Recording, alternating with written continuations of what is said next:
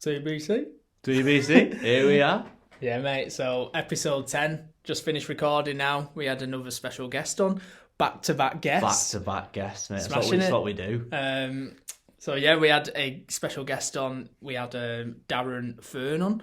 He's an amazing guy. I asked him, like, because I'm gonna get it wrong again. Is it East London he's from? No, he's from East London. Yeah. Southend. Southend, that's it. That's what I kept getting mixed up. I kept saying South London. I fucking said it about 3 times during the fucking... And by the end of it, I think he was just like, right, you annoying cunt, mate. But he's sound proper fucking geezer, mate. Like, you know, like when you imagine a proper, like, Cockney fucking geezer, like... Yeah, you can tell he's lived a full life. Yeah, but, you know, he's one of them as well. He's just full of stories. Proper creative guy, like he loves getting his fucking doing all this gardening shit, like it's just a proper cool guy, like talk all day as well. As one of them that's, you know, I love that though, like one of them people that can just tell stories and they can go and go and go. Proper, like, just a mint guy, mate. And we want to do a shout out as well because he's like a volunteer at an amazing charity for Trust Links. I'd never heard of him before. Yeah, and, you know, Trust Links Mental Health Trust? Trust Links Mental Trust Health Links. Charity is the I think that's the full name of I'm gonna check him out on Insta anyway because he said that they're on social. But from what he was saying, it sounded very similar to, like, you know, Andy's Man Club in terms of, like, it's very community based. Like, you walk in there, you feel the love straight away. Everyone's very warm and welcoming. And they just do fucking loads of gardening and, like, not just gardening, but they grow all crops. He said and if it wasn't for shit. them, like it might be a different story. Like, it's altogether. like he owes his life to them, basically, like, because, you know. And didn't he say, like, I'm not obviously going to ruin it for, you know, the 3 people that listen to the podcast, but said, like, he was walking his dog down a canal or something, and someone, like, handed him a fucking leaflet. Yeah, it came to him rather than him having to see. And then 2 days later, he was there, wasn't he? Fucking pulling sweet corn out of the ground and stuff. I mean, and he's got 4 dungaree sets as well, mate. It's a proper fucking hardcore. Yeah, it'd fit in Oktoberfest, wouldn't it? Yeah, but mate, proper sound guy. Yeah, really proper enjoyed nice speaking bloke. to him. Yeah, really nice guy. So yeah, anything else you want to say in the intro? Or... No, just I hope everyone enjoys it as much as we did. Yeah, how are you anyway, mate? You good? Fucking top banana, mate. That's what we'd love to hear. Always, I'm always good. Yeah, so we've just finished, haven't we, recording? Had our beers. I'm not going to say what beer it is. Wait till the end, people. A bit of a twist at the end as well. A bit of a who you smoking. No, I wanted messing. But yeah, no, we're getting off to the pub anyway, mate. I'm going to go and fucking smash a dude. Oh yeah, I can't wait for that dude. Anyway, enjoy it, guys. TBC out. Peace. Today we have Darren on the show. Darren's a volunteer from TrustLink. So yeah, how's it going, Darren? Would you like to tell us a bit about yourself and about TrustLink and what you do? Yeah, again, chaps, and good evening to you both. Name's Darren Fearn, 52, and feeling it. I volunteer for this amazing charity called TrustLinks, based in Southend Essex, and what I've gained being there and volunteering is it's turned my life around. And you know what? You know, they're going to be forever in my life. Absolutely, yeah. Very pleased and proud to be a member of their charity. No, nice. So I know we was talking obviously a little bit before, and I mentioned sounds a bit like Andy's Man Club. Would you say it is like Andy's Man Club, or is it a bit different? Like what kind of stuff? I'm not too sure. I mean, I've looked into. I've had a little dip into Andy Man's Club, and I know that they have one. You can meet with them on Monday, which I think they do all across the nation. Yeah. At 7:00. I'm interested in going down here and see what it's all about. But with TrustLinks, you actually, you know, you're growing, you're learning how to garden, horticulture. Oh, nice. You know, you're planting seeds, you're tending the garden. You know, you have lunch in the afternoon, and you know you're having tomatoes and sweet peas, all grown. It's it's just a great community, chaps. So is that only in? You say it's Essex, sorry, where you Yeah, it's basically Southend, which is a borough of Essex, yeah. And basically that's where they are at the moment. They've got about 6 sites that people go to during the week, and it's do you know what it's like? It's like a little oasis, you know. So like It sounds like a little noise going retreat. through your head. I'd love to do some of that because I love all like fucking, you know, all like growing fruit and veg and plants and gardening and stuff. Like in my house, I've just got a shitload of plants, and I'm a vegetarian as well. And I say every single year, like, oh, I need to get like a greenhouse in the summer and, you know, just grow a load of fucking veg and stuff like that. So it just sounds dead interesting. Are they on social media and stuff, like on Instagram?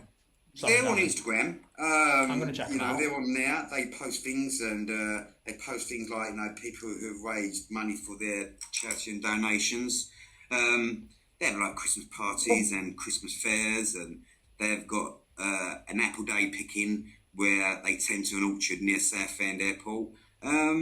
Basically, it's great people, right, getting together and just bouncing off each other, sharing each other's experiences, you know, helping, guiding, you know, it's just, it's like a love family, you know what I mean? It is truly something to be experienced if you ever come down south, my boys. Yeah, it sounds wicked, mate. Like, is there a lot of people that go then, or is it kind of like different each week, or? Well, you know, you do get your regulars. You know, I mean, I've made some great friends. You know, I try to go every Friday, and I do. You know, there's great people there. I mean, I've got this bloke called Danny. I love him to death. He's like my little brother. You know, he had cancer and mental issues. It's just a way of people that are going through it. But, you know, we all get on. You know, it's remarkable. We remember Lady H, my partner. She come one day just to see me, and after she went, my good God, you can actually feel the love. You know what I mean? You know, everyone's welcome. It's great. That's so nice. Yeah, it sounds like such a good environment to sort of put your mind at ease, and then while also do something sort of with purpose, i.e., you know, do a bit of gardening, do a bit of this, bit of that, and I suppose it focuses your mind on doing something that's like positive, and the next person to your left or right is doing the exact same thing, and then like your missus would have seen, you just better feel the energy. It'd be like almost tangible in like the air or something like that. You can be like such a special environment, and it's the people that do that go there, and you can tell that they want to create that kind of environment to sort of grow, like I say, be positive and stuff like that. And it sounds awesome what you're doing there, Darren. It really does. Thank you very much. You know, it is. It's I mean, now I'm like inspired to. I always got this like creative bug, you know, all through my life. You know, I'm a bespoke upholsterer by trade, so you know, I've always been creative in that area. And now, at the moment, I'm not actually in work or doing upholstery. I need to channel my creative to something else, you know, and going there and tending to my mum's garden, and it's given me another passion. Yeah, I'm getting into gardening. That's something that's fucking creative, and you know, you can do your own shit when you're gardening, can't you? Like, yeah, like tips, Darren's gardening tips or something like that. No, but it is a creative thing, isn't it? Like, I've got about 4 pairs of dungarees now. You know, I mean, my fashion idol now is Monty Don. You know, I mean, I want to go the full hilt. You know, there's a gardening program. I'm not obviously trying to make the podcast about fucking gardening, but no. There's a gardening program on telly that I see every now and then. I can't think of his name. It's really famous, but I watch it every now and then. And he goes in, and the garden will be like a shithole, and they'll like surprise them. And I can see the guy's face. Is he called Alan Titchmarsh or something like that? I can see his face. Titmarsh or Tithead, something like that. But they basically do the garden, and they'll put like fucking water fountains in, and they'll do like a little cozy area in the corner with like a fire pit and all stuff like that. He has like a team and that, and like he gets them in to do it all sick, 24 hours. Even if you did something like that, I think we've even shouted out someone on a previous podcast. We have, yeah. Is it Green Space SOS? Green Space SOS. And they like do people's gardens up, and they're obviously like charity based, and they do it all for free, don't they, and stuff. But that's true. even shit like that, you know. I would love to do that. Yeah, I mean, you know, for me, it's an escapism, but also nice to nurture and, you know, be with nature. Yeah, and like you said, it is a very creative thing as well. Like I love all that kind of stuff, and my excuse is always, oh yeah, I just need to wait for the summer to come back around, and then our summer ends up being shit anyway. True. And then it's fucking especially snowing. in Manchester, it's dog shit in it, yeah. Constant. I know. So And that's probably not great for mental health either. Waking up and it's grey, it's raining. No, I it's know. like, But we're man. accustomed to it now. It's like putting on a pair of socks in the morning, you know what I mean? It doesn't matter if it's grey or sunny outside to us. But you know what I mean? I do definitely do better when it's nice sunny weather. I remember don't really when get we it. first moved up here and we used to go on walks to like Dovestones every day on our lunch breaks when I was working from home, and it was like blistering hot. Yeah, it's mint, Like, don't get me wrong. It but puts like, me in a well better mood. I'd love to come and visit. Oh mate, absolutely, that'd be yeah. amazing. We'll take you to the reservoir near us, and that's like talk about being at one with nature. Yeah. Like I just feel awe when I'm around there still, and I've been about 8 billion times, and it just encapsulates you, doesn't it? It's so good. I was going to say, just like what Darren was saying before, like about trust links, where like you've gone there and you've made all these friends, and like it's everyone's like walk the same path, and like there's that love in the air and stuff. Like I feel like a similar feeling with obviously doing this podcast. Like I feel like every single guest we've had on, Me like, too. and obviously including yourself as well, Darren. Like we build that connection with guests, and like people I get to find know myself us, I don't speak they? to people like who we've had on, and I speak to them pretty much daily or like every couple of days, and it's like a community, and like because we've all kind of been through that, and we all wanted to put positive messages out there and all that stuff. That is it. Yeah. That is it. That is the whole part. When you talk to people who have experienced it, like you do, it's like a connection, isn't it? Really, it's a massive connection. It's like if you go to a funeral parlour because someone's passed away that and you go outside and there's someone there with the same situation, you become attached. You talk. It's you got mutuality. It's just like it's you can empathise. You connect with these people. Yeah, because you can empathise a lot, can't you? And you'll be like, oh, I know exactly how that person's feeling, so I'll do that because that made me feel better. Or you might be a bit standoffish because I know what they're going through. I'm not gonna mither them. Yeah. Do you know what I mean? And you just it's easier to gauge once you've been through the fucking shit yourself. Absolutely, and come out of it as well. You know what I mean? I don't know your past histories, but it's to be here talking. That's a big, massive achievement, isn't it, for all three of us? Yeah. When we spoke on the phone, Darren, while I was doing my other job, should we say? And then whilst in the toilet. Yeah. Well, no, I was in the meeting room, but it sounded like I was in the toilet. It sounded like it. I thought you had a nuke while we were speaking. Oh no, it was because I was the only one in there, so it was echoing like mad. But yeah, just from speaking to you, and then when you first reached out, like your story sounds like it could be made into like a horror movie, and me and Jay are just grateful that you're here speaking to us. It must have shown like incredible like internal grit, determination to sort of keep battling the way you did, and now you're sat here now talking about gardening. Like it's fucking mint. Thank you very much, chaps. Thank you very much. I mean, I wouldn't say it's been easy, and you still get the little blips in the road, but of course you learning do, every yeah. day. It's a working thing every day, and I believe, regardless of anyone's mental health, meditation and affirmations and empathising and getting out there and talking to people, even strangers, I think it'd be a far better world.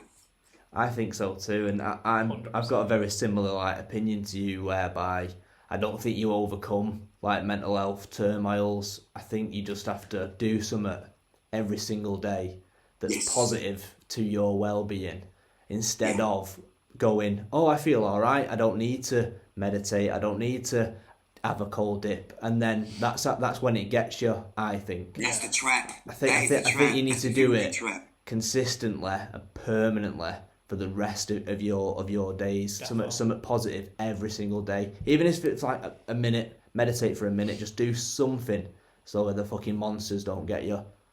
Exactly, that noise, once it takes a grip on you, it can be tough. Yeah, it's just doing something simple about making the bed in the morning. Yeah, you give it an inch, it takes a mile. Just doing something that puts a smile on your face. Yeah, I absolutely agree. So I've got a question for you, Darren. Go on then. We'll get there eventually. but Sorry, I do like a jabber.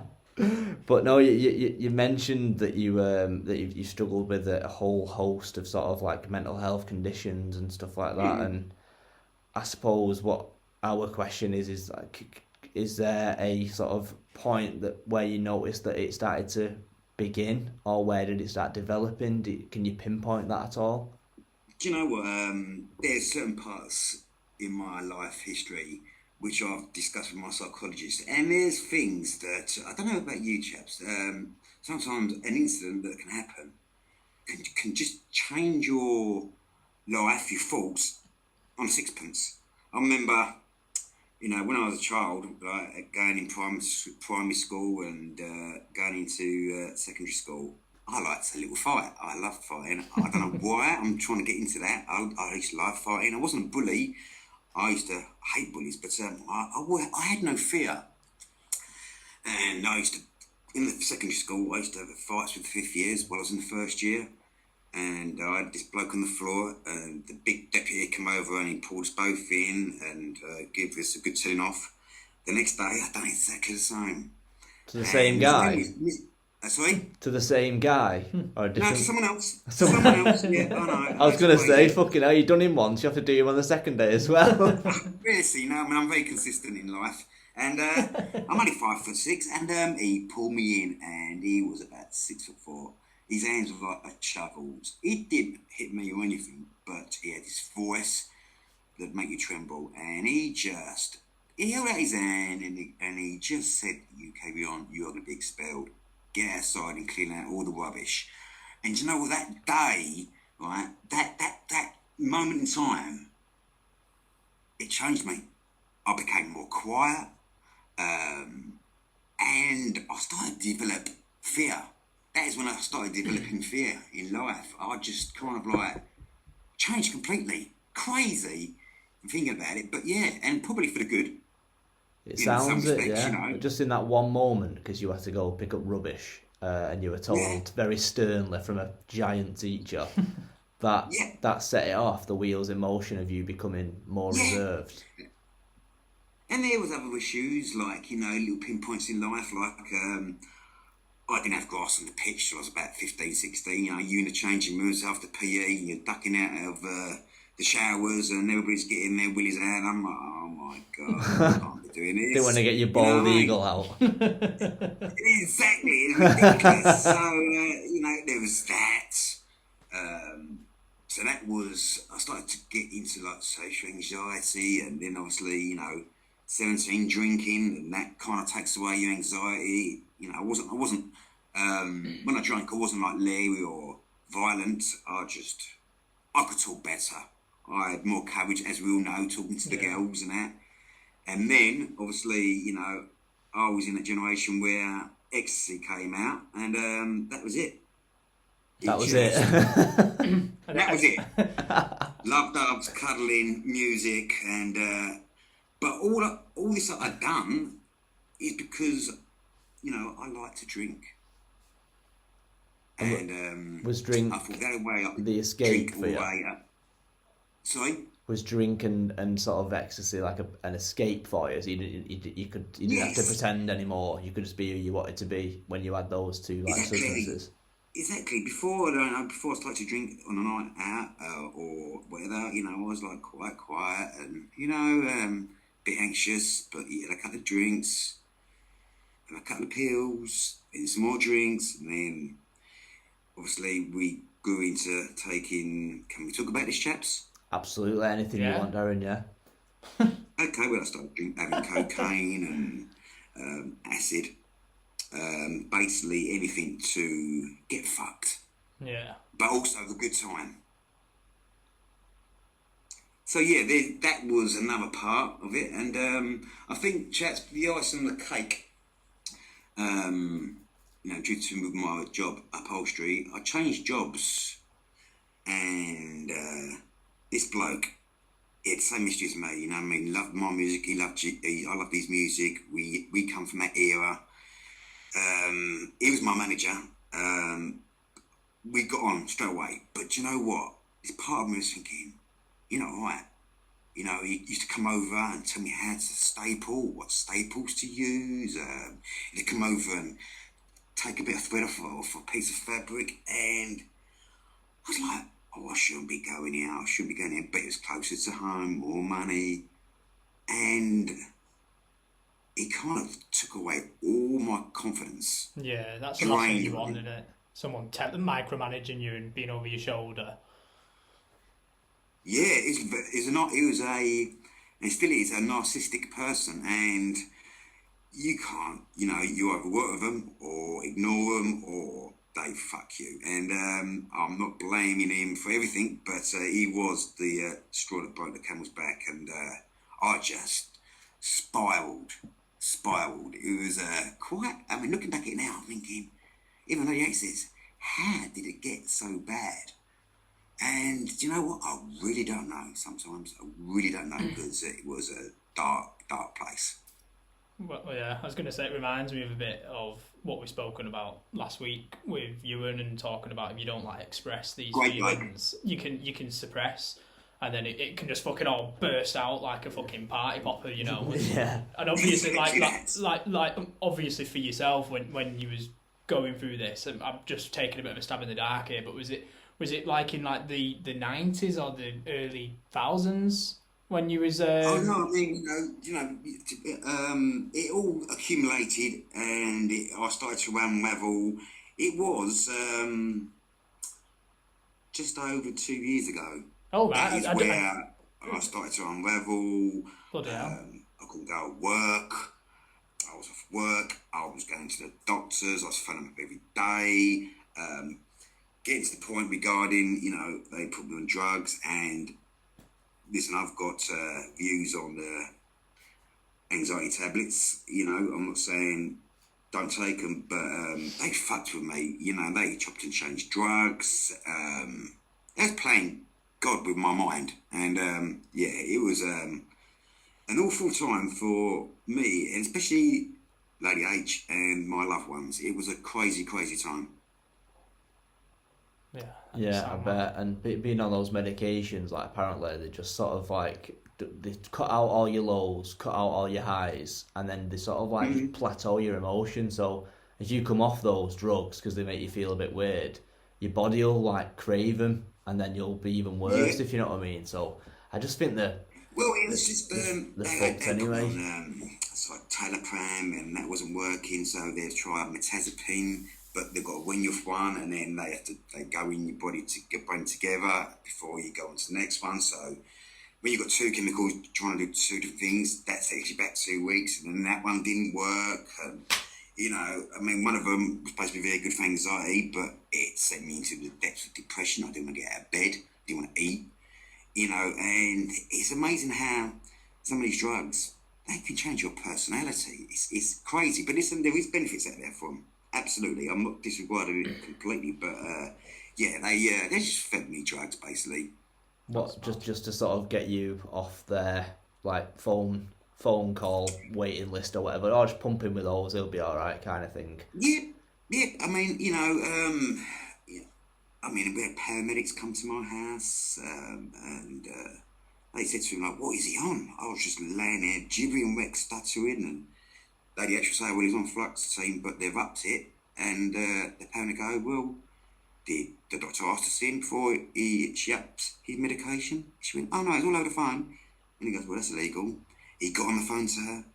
He gave her a good telling off. And from that day onwards, she helped me big time. But in my brain, boys, I just knew that something was wrong.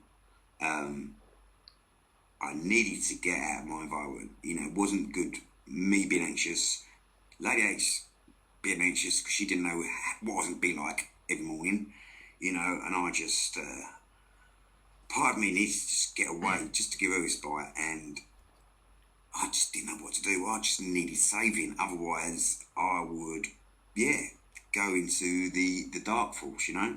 What, and just sort of start having like an internal plague of dialogue in your mind that's just spiraling on like a negative scale? And is this where the sort of suicidal thoughts like started coming into your head and stuff? when you was on these drugs. Is that right? Yeah. I just needed. I mean, I don't know regarding you chaps or if you do stuff from anxiety. You know, it can be physical. It could just be hot sweats. I mean, my brain was like it was being cramped in a vice. I was stuttering. I was walking around like a madman. You know, I was getting up in the morning and they'd actually be there looking at me and I'd be going, I've got to have a Guinness.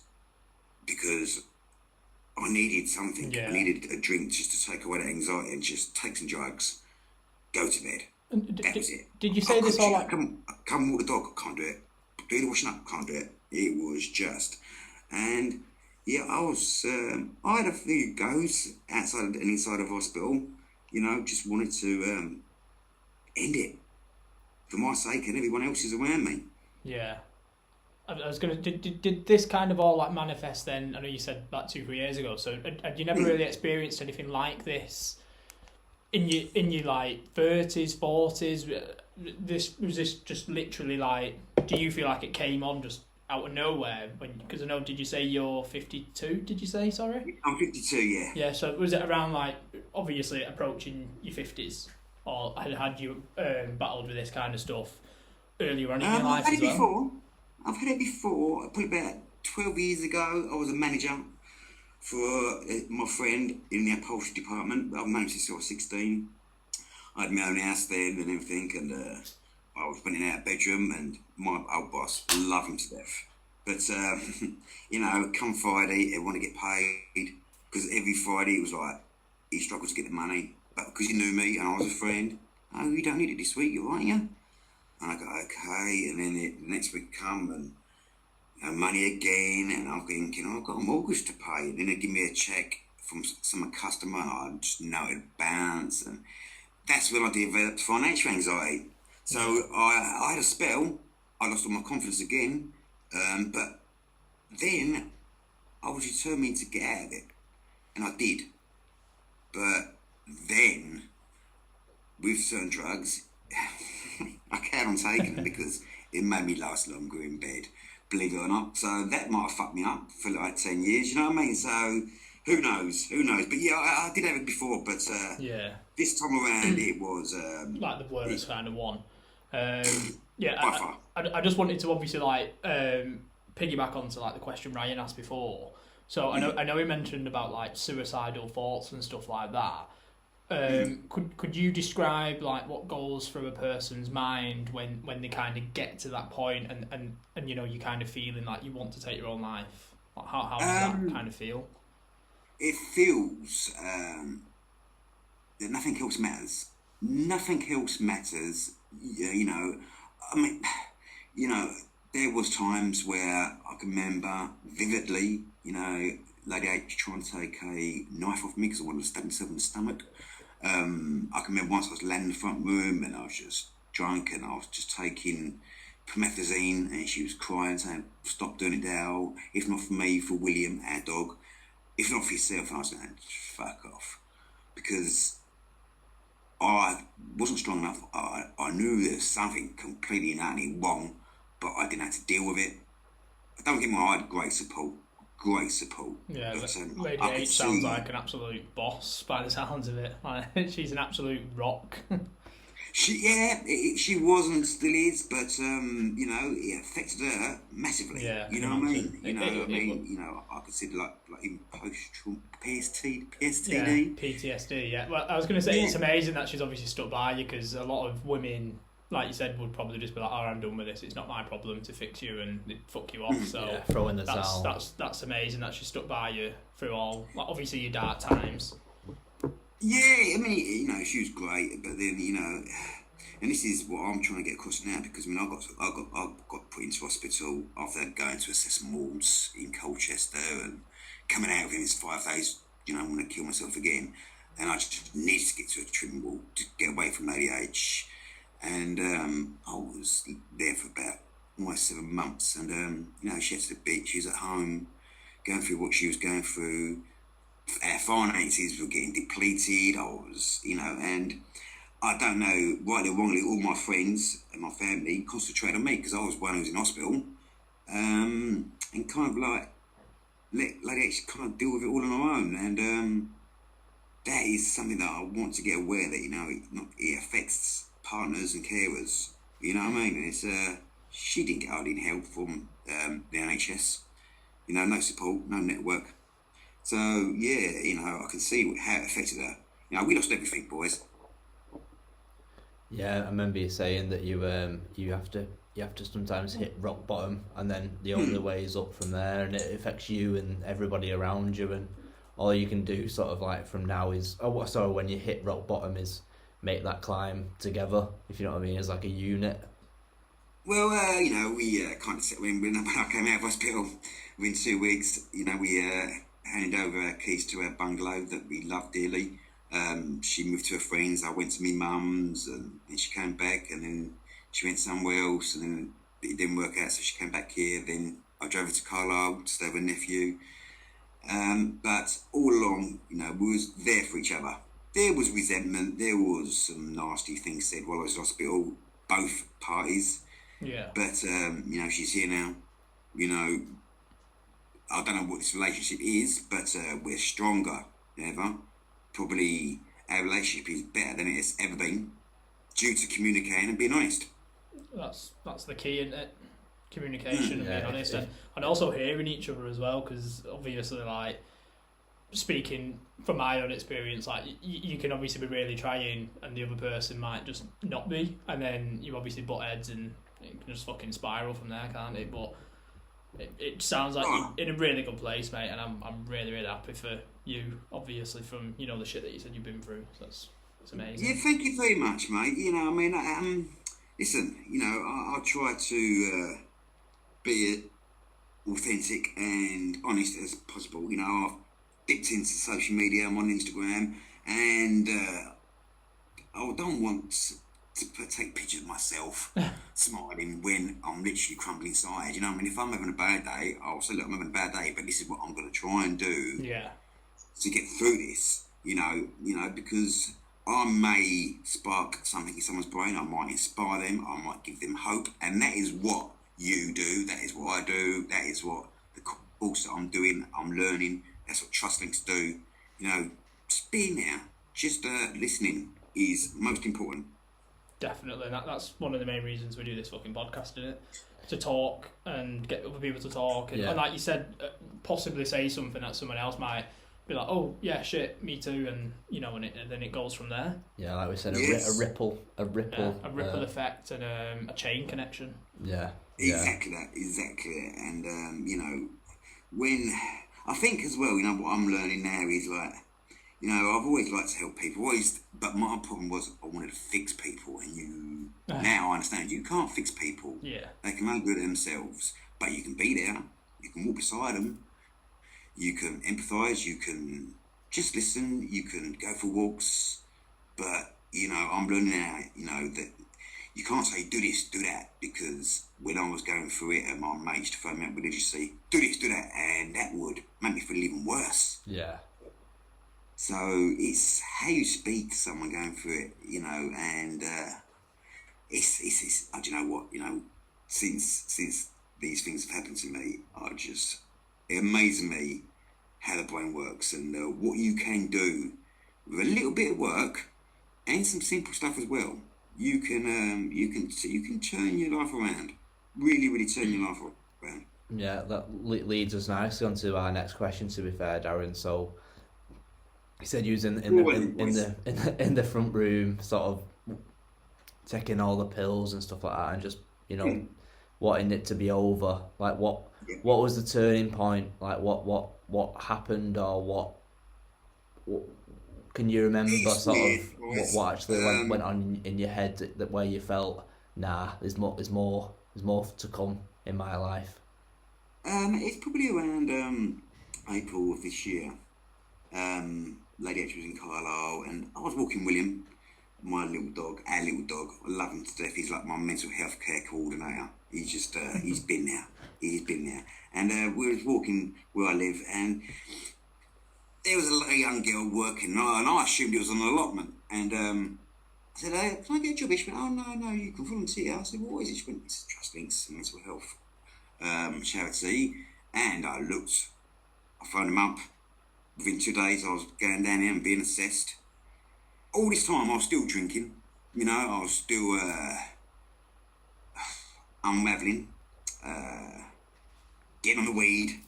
You know, they actually was at Carlisle and I was just like living with me mum and it's like, and yeah, and I met them and all the while I was still drinking. And one day I woke up and the anxiety hit me hard again. I was like, oh, fuck. And I said, oh, okay, right, get up. I was sweating. And I don't know if you've ever experienced, I was sweating. And I thought, well, I've got to get up. I've got to feed William. Get up. And I got up and I was like, right, get dressed.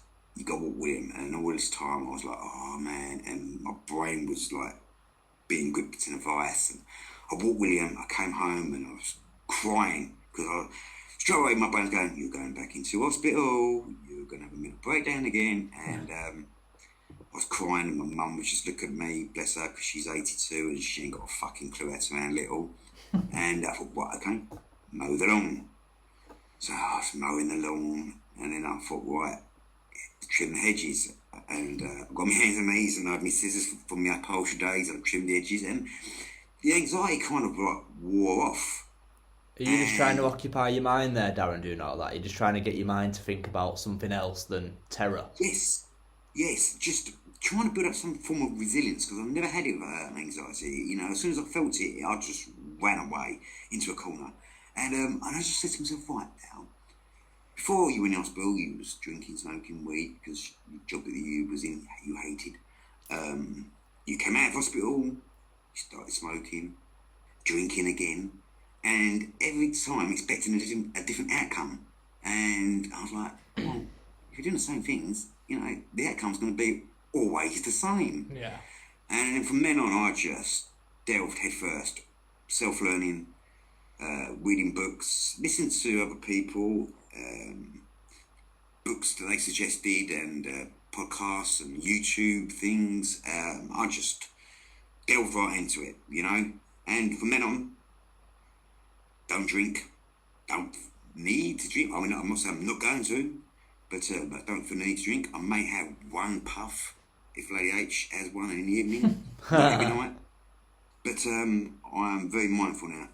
Yeah, like you said as well, mate, like some people can just fucking drink and it has no effect on them and smoke and stuff like that. Like, I'd say for like us, like with drink, like it don't really bother us, does it? But myself personally, no, we don't change on it. Whereas other people, it can alter them. Yeah, but I was just gonna say, like myself personally, though, like you said about like weed and stuff like that. Like I had a really bad patch with weed, and it was like I got very dependent on it, and I become very like unconcerned and just lazy and sluggish, and yes, I just felt fucking lazy and I hated it. But I was also addicted to the feeling, like you said earlier about fucking ecstasy and all that kind of stuff. Like you do it for a bit of a nice like escape from reality, and it was almost like putting a plaster on and just like numbing that feeling for the night, and then you go to bed, you go to sleep, you'd wake up, you'd go again, do your day, do your job, and then you come home and you'd be like, right, I need that fucking joint and put that plaster back on. Yeah, and it gets rid of the anxiety, it gets rid of the stress, you don't have to worry about stuff, and you could just fucking sit there, smoke on the joint, and you just melt into the sofa and, you know, eat some get nice munchies, food eat chocolate. Yeah, exactly. Just scram loads of munch off and watch telly, and then you get up again and you do your shit again, and then before you know it, that's your life, work and weed. It is. And I found it boring. I don't know about you, but I found it boring, but I could not, you know, escape from it. I mean, Lady H, I mean, she's very creative herself. She does wonderful things, pixies and dolls and cells and fairies. But, you know, some people, right?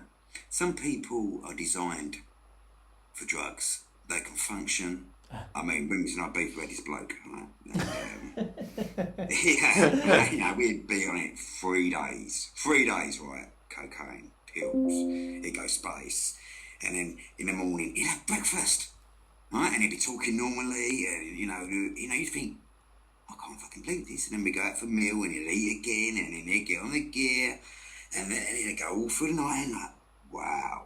Some people, it can have adverse effects. Yeah, I think I came through quite well, really, to a degree. But yeah, some people design for drugs, and do you know what, boys? I mean, you know, my friend, he's been now drug free for 20 years, drink free, and we do have conversations. And you know, I know it sounds sad, but if I had my life again, I'd probably do exactly the same. And I know it's crazy, but I did have a good time. There were scary times, but I did have a good time. That's the main thing, isn't it? Like, I was going to ask, like, obviously you're saying all that kind of stuff now, like you've had a lot of good times of it and bad times. So, what would you kind of say, like, you've learned about yourself, like in a positive / negative, like positive and negative, like throughout your whole journey, of trying to become like a better version of yourself, like. Yeah, listen, you know, the positives, chaps, is I'm more mindful. I listen more than fix. You know, when I was in hospital, you know, you're in this ward, and it was a lovely ward, you know, it was amazing. I had no room, shower, everything, right? But you're there, and you've got another 14 blokes with all different mental illnesses, schizophrenia, loads, you know, we was in the cafe once, having had dinner at lunch, and this bloke just got up and he just tossed every single table. There was food everywhere. You had this religious bloke, and he used to walk around with his hands and knees trying to lift up people's chairs, and his eyes would be rolling and he'd be dribbling, and you know, and you kind of like empathise, you kind of like get to understand life through their eyes. Yeah. So these are the positives, right? These are the positives. I've learned to, you know, I've got an older brother who I hate, but did you know what? You know, I want to be inside his head. I remember when I went to a counsellor privately, and I was saying about Craig, who's narcissistic, where I used to work. She goes, look, Dale, look what you're going through, you know, but you know what? I just want to be in your head than his, you know. So these are the positives, right? I look at other people's perspectives. The negatives, I'm still a procrastinator. You know, that is, I'm a professional procrastinator. You know, there's loads of things I want to do, and I get distracted easy. I can put off. I was talking to my psychologist about this today. You know, is it wrong or right to be a procrastinator? You know, I mean, I remember doing upholstery, and I'd do like a private job for someone. And I knew how long an armchair would have to take from scratch, or a sofa, and I'd leave it to the last minute. Yeah. And I would do an amazing job, but it would be full on all day, you know, where I could have actually not done that. But I don't know if I strived on it or not, I don't know. But there's still negatives, you know, the smoking, but it's just working every day, living in hope, enjoying what you can, making the most of everything. Definitely. You know? Well, a lot of people are like that, like you said, in terms of, you know, when you're doing like your craftsmanship and stuff, and you was doing the upholstery, that you'd leave it to the last minute and smash it through. Like I'm very much like that, mate, because I do design, and you know, I'm very much like where I'll kind of like go nice and slow and relax, and then I'll get to like I need like a day or two, and then I'll be like, oh shit, and then I'll like fucking smash it all out in like a day or two. But I suppose some people just work like that, don't they? You're like more focused. What's that? Sorry. Are you more focused? Yeah, when, you know you've got to get it done. You know you've got no choice now. You've got to get it done. I feel like it puts that rocket up your ass, but also as well, like some people work better under pressure as well. Do you know what I mean? When if you've got like 5 days to do something, kind of like want to just, I don't know, like figure it out for 3 days and take it easy and chill, and then for like 2 days you're like, right, fucking headphones on, let's get it done, and you know, crack on. Let's do this. Yeah. I mean, it's like my psychologist. I see her once a week via Zoom, and she gives me homework. And again, you know, the way we do it is I write on a piece of paper, I take a picture, and I email it to her the day we have a session, so she can read through it. But I sometimes leave it till 5 o'clock in the morning. I get up and I just put pen to paper, and I just write. You know, I mean, Forrest Gump walks, I just flaming write. It's just and she does say to me, you know, she goes, like, you know, most of my what do you put in, patients or clients? She goes, I ask them to do writings and that, and it's like 5 words. She goes, but when you actually get into it, you go deep. And yeah, you know, I don't know. maybe I do thrive on procrastinating. You know, I don't know. I don't necessarily think it's a bad thing. No, I don't. Because you get the job done in the end. It's not like you yeah. procrastinate and then just put two fingers up and go, oh, fuck it, someone else can deal with it. Like, you can tell you actually care about finishing said job. Yes. Even the fact that you're having these ideas as well, you know, like you said, you'll get all these ideas of shit that you want to do. Yeah. And you might not always get around to doing it, but the fact that you're still always like aspiring to like try new things and, you know... that's half the battle, isn't it? Exactly. Actually wanting to aspire. Exactly, because you could just be like sat at home, like you said, like we were saying earlier, and just be one of them people that just fucking smokes weed all day and just fucking chills, and then, do you know what I mean? But Exactly. at least you are trying, Exactly. and even the fact that you said, you know, about when you did see that thing about Trust Links, and then like 2 days later he was fucking there signing up and everything, like that took fucking balls. Do you know what I mean? Because how many fucking times do you hear of an opportunity and you're like, oh yeah, I might do, and then you just never get around to doing it? So you didn't fucking You didn't fuck about then, did you? Exactly. Yeah, to be fair. That must have been where you sort of like were, you know, relinquished control of like your body for those 2 days, and it was almost like Yes. that trust link was like, please come here, Mr. Fearn, we're gonna change your life. It's like it was meant to be. It was, yeah. like you just, the decision was already made in your head before you'd even spoke to that woman or something like that. Oh, listen, I mean, do you know, this is what I learned in my peer facilitating course, right? You got the clinical side where you got the doctors who just want to tie to you, put a label on you and go, right, there you go, try these drugs. If they don't work, come back and we'll try another drug. Whereas I've got more out of Trust Links, I've got more out of it. I mean, look, chaps, right? I mean, when I was in hospital, I was on suicide watch about 3 times, right? You know, that was a person with me 24/7. And I remember on Thursday, it was an evening and the anxiety was bad. I'm banging my head against the wall. And the night started feeling great, right? And I thought, well, I'm going to put this bedsheet round my throat and I'm going to try and strangle myself.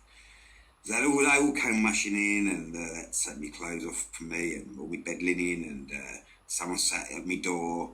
And that was a Thursday. Every Tuesday I saw my doctor. It was 5 minutes. That's what he gave me every Tuesday. And I can remember sitting there and I was like jibbing whack. And he goes, "So, Mr. Fearn," he goes, "it says here on the reports that you tried to commit suicide on Thursday." Yeah. He goes, "But why didn't you?" I'm like, "What?" I wanted to grab his throat. I mean, you know, that is what you're dealing with a lot of time when it comes to mental health in the NHS. Yeah. You know, there's no empathy. They want you out of that bed. They want to get another one in and get another one out. That is it. Yeah, like It's sad. revolving and I do door. feel sorry for them. How long was you in there, Darren? Well, I mean, from last year, from about May, I was in and out of assessment wards. I went twice to Colchester. Then I went to Basden assessment ward, and you're only supposed to be in there for a week. And then they either turf you out or, you know, just basically kick you out. And I was in there for 3 weeks. I was starving myself. I was walking around the ward at 2 o'clock in the morning saying, "Please, someone kill me." And the next day they said, "Right, you're going to treatment ward." And do you know what, boys? My brain went, yes, finally I'm going to get help. And that day, the next morning I got up, I was doing press-ups. I was like, this is it. And the anxiety was still there, but I thought, this is it. And after a while, I was disillusioned, you know. I mean, I saw a psychologist 4 times in 6 months, and it was a prison, literally. You know, it was a scary time. And there's a book in there somewhere, I must admit. I'm still friendly with some people who I was in there with, you know, and that's a good thing. That's what's good that's come out of it. But the peer way and talking and listening and non-judgmental and these things I really do believe work. And do you know what? Community is very important. Did that help more than the actual doctors and stuff when you was in that hospital, that you saw other people struggling like yourself and you thought, it's up to us, mate, the doctors aren't going to do fuck all, we're going to have to pull ourselves out of this, let's fucking do it together. And then the next person might join in, you got a group of 6 of you, and you're like, we're going to have to pull ourselves out of this because these what was out of here. Oh, listen, I mean, there's a bloke called Bobby, love him to death, right? I mean, he was like the king and queen of the ward. I was selling vapes, Barrett boys, right, for £12 a vape, right, because people couldn't go out. Disgusting, I know. I was only getting £3 each. I was like the vape king. But we still stay in touch, and, if he doesn't take these drugs once a month, he gets an injection of lithium, and if he refuses it, he goes straight into hospital. But these drugs are turning me into a zombie, right? They don't care. They don't care. I was on a lot of drugs, boys. When I came out, I was on 300 pregabalin morning and evening, 100 quetiapine, psychotic drug. I was on citalopram. But I chose, when the spark hit, ignited, when I kind of awakened, I thought, I need to get off of these drugs in a sensible way. They didn't want me to, but I weaned myself off of 2. I'm now on 1, the pregabalin. But this is the scary thing, boys, right? I was at a pub when I was drinking, and there's a bloke over there, and we got talking, because I like to have a chat. And we was talking, and he's schizophrenic. And he goes, but I can't take drugs because my mum's a druggie, my dad's an alcoholic, so they won't give me drugs because I'm addicted. I've got an addictive personality. And his mum smokes as crack. And I said, well, I'm on pregabalin. And he goes, well, you know what? My mum, when she can't get hold of crack, she has pregabalin. I'm like, what? Jesus. What? And that's what I'm saying to you, this is what scares me. Listen, they help for a while, but you still got to put the work in. Yeah, 100%, mate. No, again, it's true. It leads on to another question now, to Darren. So I know you mentioned Trust Links and what they do from like a sort of nurturing and culture gardening perspective, but like what other things do you implement personally in like your own life to sort of stay on top of essentially like your head and where it's at, and others like yeah, because I've seen stuff on your Instagram that you do that's meant. Yeah, I love the little videos you do where you flash through all the different pictures, and so I was having a thank you very much. Do you know what it's like? Photography, I love it. You know what I mean? And I love my music, and I love walking William and Leon C and talking to fellow dog walkers. My daily routines is getting up, and I get up at 5 o'clock sometimes, chaps. I do ice cubes in the sink, and I dip my head in and I hold my breath. I do breathing exercises. I gargle, right? Because the vagus nerve. I don't know if you know about the vagus nerve. It's I think Ian was talking about it last week. It's like a nerve highway, and it stores all your traumas, your stresses, and if it's not maintained and relaxed, that's where you get like bad backs and ailments, because this stress and anxiety is just stored there. So gargling, humming, singing, it relaxes and eases the vagus nerve. So I really like delve into things that I remember, boys. All right, listen, I'm no expert.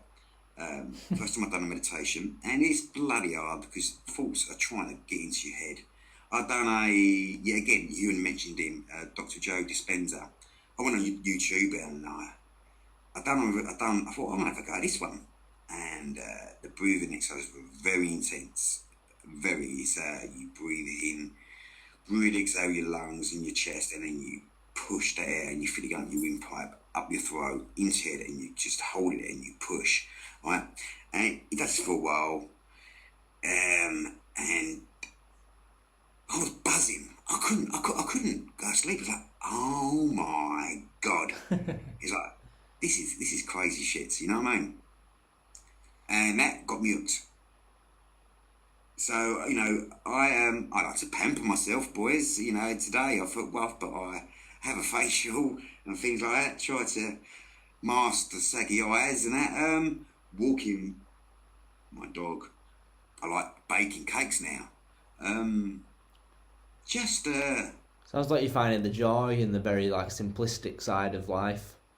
Baking Yes. cakes, walking Yes. your dog. It's finding the joy on those little things. Yeah, and man, then, that's what it's all about. Yeah. Exactly. I mean, it's like 2 days ago. It's pissing down the rain here, chaps, and Lady H was feeling a bit anxious. So I finished my peer course. I said, "No, right, so I want to come home."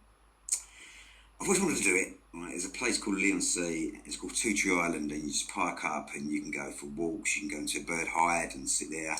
And I've always been talking to her about getting a flask of tea, sandwiches. And we done on Tuesday. It's pissing down the rain, and we just had a flask of tea. Right, we was having packet of smoky bacon crisps. William was in the back, listening to classic FM. I was like, this is all I need. This is all I need at the moment. Simple, I'm grateful man. that I Simple can afford not pleasures. to work at the moment, and I'm grateful that you know what, I've worked my ass off. So now I'm strengthening myself and finding peace. Just getting out there, enjoying life, and talking to strangers, and because strangers can become friends. I mean, I talk to people in Sainsbury's, the old girls at the cash till. I've got a good old chat with them. Just getting out and having chats, talking to people, because everyone's going through it. And some people open up and you walk away from home base like I did last week and thinking, oh, wow, I want to go back in there again. I'm in that lady again, have another chat. It's just, enjoying life, my friends. Definitely, mate. It really made me smile just then when you were saying about the, when it's pissing down, you get out there with your flask and you smoke your bacon crisp and listen to classic FM, because, like you said, 90% of people will probably be like, oh, it's raining, shall we fuck it off, and then not do it. Yeah. But the fact that you was just like, why the fuck not? And you just did it anyway. It's only a bit of water. Yeah, and like you said as well, like, like your partner was obviously feeling anxious, so I bet she obviously like really appreciated just going out there, and I bet she didn't feel anxious after it. I bet she just felt fucking, I don't know, like, we just did something spontaneous and it was really nice. It was nice. We spoke, we listened, I laid down, William was like barking the seagulls. Because, and this is nothing that I like to get across. When someone's gone through what we both had gone through, and how it affected her, I remember last week, boys, my anxiety came back. And I don't know about you two, right, but I went trusting still. I went. They could see that I was anxious, because normally I'm like, all right, boys, I'm like life and soul, but I'm very sociable and I connect with everyone, and I was just like, and my anxiety was going through the roof, and I was like, and then I started getting anxious because I didn't want to go home, because if Lady X can see that I'm anxious, she'd get anxious, and then she'd think, oh my God, he's going to have a bad turn, he's going to do this, he's going to start drinking again, because people look at you in the past. So now I'm changing Lady X's perceiving of me. She can see that I'm coping with my anxiety. Even when I'm anxious, say, look, I'm anxious, but look what I'm doing. I'm making a cup of tea. I'm building that resilience. And I'm trying. So sometimes it can be a struggle. Sometimes you think, Jesus, I've got to be strong, which can be a burden. But I'll reiterate, communicating and being honest, and just telling everybody, look, I'm anxious. I'm going upstairs. I'm going to meditate. But 2 Fridays ago, I actually got to the height of going back to myself in a way, and I went downstairs, and I got clonazepam in my bed, in my kitchen, which I haven't took for 9 months, and you don't even know about clonazepam. It can take away your anxiety completely. And I thought, no, yes, and I thought, fuck it, I'm doing it, because I couldn't take the anxiety no more. And Lady H was in a bit of a state because she needed help, and I was slurring. I was like, you'll be alright, just tapping on the knee. And in that instant, I thought, nope, not doing that again. So, and then the tools started kicking in, because I don't know about you boys, like sometimes when you get to that anxiety mode and it's like red alert, all the tools go out the bloody window. Yeah, definitely. The next day they crept back, and I thought, right, back to basics, headphones on, listen to the Smiths, listen to an order, go for a power walk, have a good sing-song out loud, and I was out walking, and like, people must think, who is this bloke, I was like singing. All these things like relax the vagus nerve, but meditation, I've had some great experiences with that. Affirmations, boys, and being grateful. All these things matter. it's true. You know, the more you put out good things, the more good things come back to you. Yeah, I have heard that. A law of attraction, isn't it? Yeah. You get out what you put in. No, you get back what you are putting out there. Yeah, and you know, do you know what, boys? I remember I go to a place called Hadley Castle, and it's beautiful. Right? It was built in the 1100s. It's all like old and decrepit now, and it's like my spiritual place. I love it there. And you go along. William loves it because he's rabbit droppings, and he just eats them. It's like a nutribolic for him. He has a bit of feel for rabbit dropping. He's like light, and he just runs around all over the place. And you go down these run parts, and you kind of like double back on yourself, and then you have to walk back, and then there's this big windy hill. Right, and I've done it loads of times. I've had to stop. I've sweated. I've been out of breath. You know, I've got to the top, and it's taken about 10 minutes to recuperate. I've got to the car, and I'm like, like that, right? And one day, I was walking along, and I was saying to myself, right, mind, body, soul, we're going to get through this together. We are going to breathe nicely, calmly. We're not going to worry about William. We're going to have no distractions. We're going to get to that bottom of the hill. We're going to look up, we're going to take a deep breath, and we're going to go all the way to the top without stopping, nice and calm. And I was talking to my body, I was talking to my heart, my mind. I said, we're going to do this together. And I got to the bottom of the hill, and I took a deep breath, and I just went all the way up to the top. Sometimes I closed my eyes. I was going, come on, we're going to do this, mind, body, and soul. And I got to the top. Right, William was beside me, and I wasn't out of breath. I didn't sweat. I was like, wow. See, you know, you can really do a lot by, you know, mind over matter, by really being the master of your own mind. Definitely. Do you think, it's a bit off topic, but a bit related to what you were just saying then, do you think you'd still, it's a bit dark actually to even say this, but do you think you'd still be here if it weren't for William? Because it sounds like William's been there a lot through a lot of your dark times. Do you know what, my dog, he's got separation anxiety, bless him. And you know, when I was in the bungalow and I wouldn't get a bed, he would just lay it all down on my chest. He would tap his nose, his paw on my nose, and you can see it affected him. I mean, he's laying beside me now, actually. Without him, he'd give me purpose. Because they just give you unconditional love, dogs, don't they? Like, they're just so happy and. Oh, he's the best, mate. He's got a great personality. He can be a bastard. But I don't know if you own dogs. Right? I mean, you know, sometimes when I go for a walk with him, I let him off lead, and he barks at dogs because he's been attacked by a stag before. So he barks just to defend himself. Sometimes an enjoyable walk can be alright. I don't know if you know Benny Hill. He was an old comedian. Yeah. Right?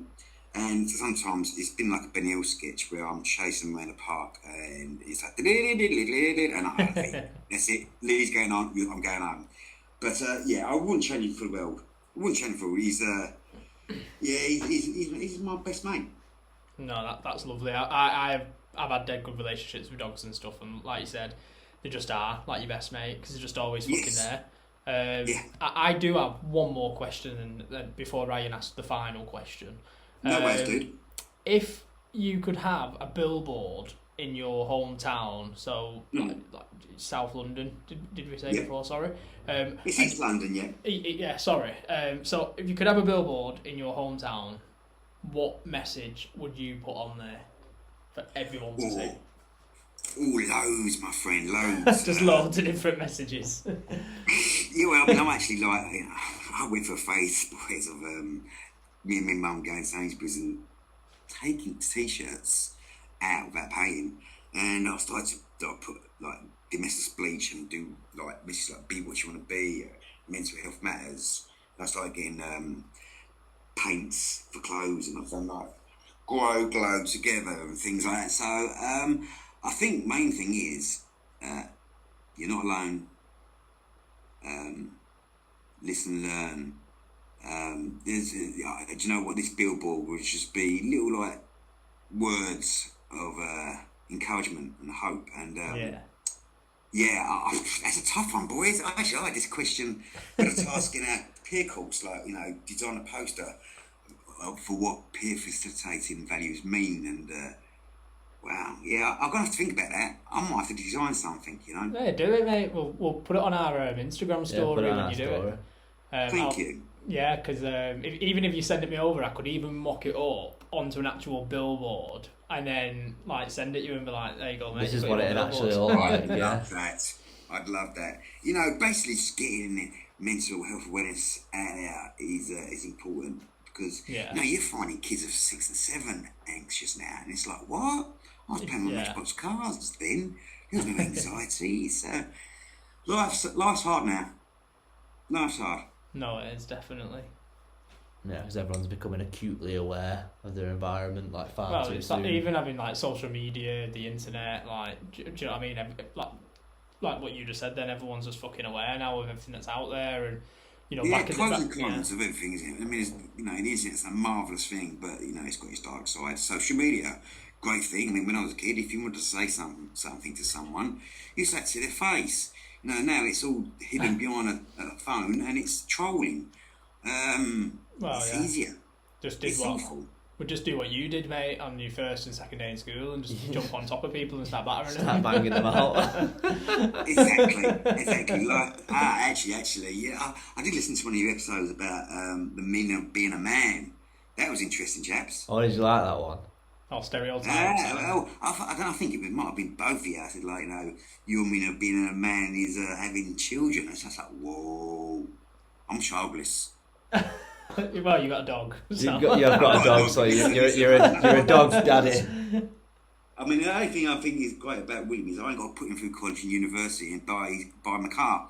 So I'm happy about that. But they can be buggers, mate. They can be buggers. But yeah. It must be hard being a parent. That is something that must be the hardest job in the entire world. There's no rule book there, is there?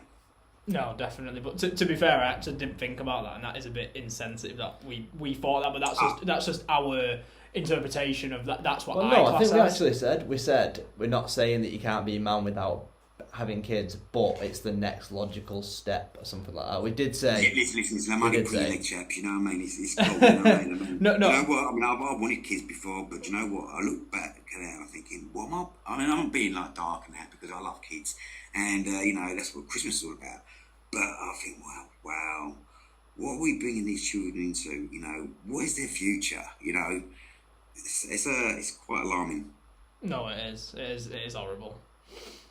Right, so I've only got one last question, and the question's going to be for you, Jay, because I don't think you're gonna. Well, we can ask what you're smoking. Yeah. Do what you got to do, chaps. Give me your best. Because you're familiar with our final segment, aren't you, Darren? Do you know what, boys? I've got to be honest. Right? I mean, I did actually fall asleep in the last 10 minutes of that. Oh, no. At least our voices are quite soothing then. We can send people No, it's lovely, boys. Lovely. You know what I mean? He was like, So I'll ask Jay. I'll ask Jay. It's very interesting. And then I'll ask you. So, okay. Who are you drinking, Jay? Well, same as always, mate. Like the beer selection in our Tesco's shite, so just gone with Brewdog Hazy J, mate. Played it safe. I think it's probably like the third time we've had this in probably the last like the 4th episodes. or 5th now. When you pulled up at the door, I was like, for fuck's sake, this again. You just can't go wrong with Hazy J, mate, and it's always on the club card as well, so it's cheap. It's fair play. It's like £4 or £5 for 4 cans, and it's, you know, it's decent. Are you into I know you mentioned before you like Guinness, didn't you, Darren? You ever get into like pale ales or anything like that, IPAs? You know, when I was drinking, I'd love, and you know, I used to love going to like a wine shop and every week choosing a different wine. Pale ales, I would try anything like speckled hen, and you know, all these. I liked trying anything. I bet Darren is like Tiger Raw. That's my main thing. Love my Guinness. Yeah, Guinness is gorgeous, isn't it? Like a fucking meal Guinness. Have you tried the 0% one? I have actually. The can. Is it nice? I've had it in the can, and it's like it says it's supposed to be like a draft, like it's on draft. And I opened it once 0%, and it was so nice. Like it genuinely felt like it just been poured out of a pump as well. But because the whole thing in it is actually pouring it, seeing it, the froth disappear. And I used to like Guinness in a Guinness glass. You know, if I was having an Astro Zero, I'd like it in an Astro Zero glass. You know, because it just added to that. I don't know, the ambience of like, you know, the whole ceremony of pouring it, drinking it, going, Yeah. It doesn't taste And having right. a froth on your top lip, yeah.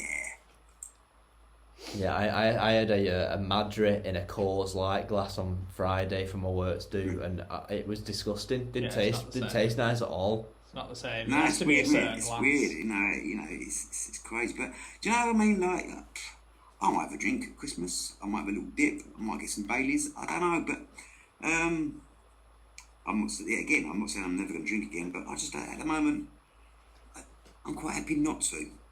Yeah, bang on, mate. Like you said, if you don't always agree with you, then you don't need it, do you? Like we only fucking crack a can on this podcast just for a bit of a laugh, really, when we're going through. It's nice, isn't it? It's Yeah. nice. You know what I mean? Listen, boys, good luck to you. You know, and you know what? You know, I might just have one, maybe. I mean, do you know what? Before I kind of awoke, I started drinking Guinness in April at 11 o'clock in the morning, and then my mum would go, "What, have one?" And then, like, you know, we'd be out in the garden, and she'd be like dressing can at 11 o'clock, and I'm having a Guinness with my mum, and she's like 81.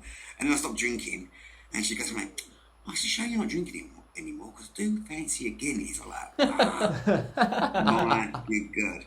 I see some great pictures of her, bless her cotton socks. Oh, that's class. Yeah, it's good. But yeah, I mean, you know, who knows? Who knows? I might have a drink maybe at Christmas. I know I'm not going to spiral. I know it's, you know, it'd just be a one-off. That's good. That must be good that you know that, like, you can have one and then you're in control. Yeah. Sort of thing. Yes. That must be very, like, puff out your chest sort of thing, thinking about that. Definitely. But no, Darren, we thank you so much for coming on and being so open and sharing your story and stuff like that. And we'll give the Trust Links a shout out when we do like the sort of intro in a bit, and and yourself as well. And yeah, Thank thank you for being here. Yeah. Well, mate, that's what it's all about. Episode will be out tomorrow, mate.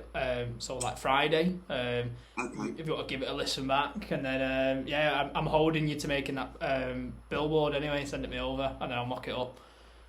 Yeah, listen, mate. I've got all good faith in you, man. Yeah, again, due to my computer literacy, I mean, I don't know how I'll do that. Would I do it on what you consider a BM? Just fucking draw it, mate. Draw it on a good old-fashioned piece of paper. Yeah, take a picture of it and send it us. And then I'll make it real. And you can make the magic. I'll make the magic. Beautiful. I will do that. That'd be another distraction from my peer course and my psychology sessions. There you go. We're even setting your own work. Yeah, we're setting your work now. Give me a task a week. No, but it's been mega, Darren, mate. Thank you so much for coming on. Too. Take care. We'll You definitely too. stay in touch. All the best, Darren. Enjoy your beer and have a good evening, yeah? You too, Darren. Thanks again. Bye, dudes. See you, mate. Bye bye. Bye bye.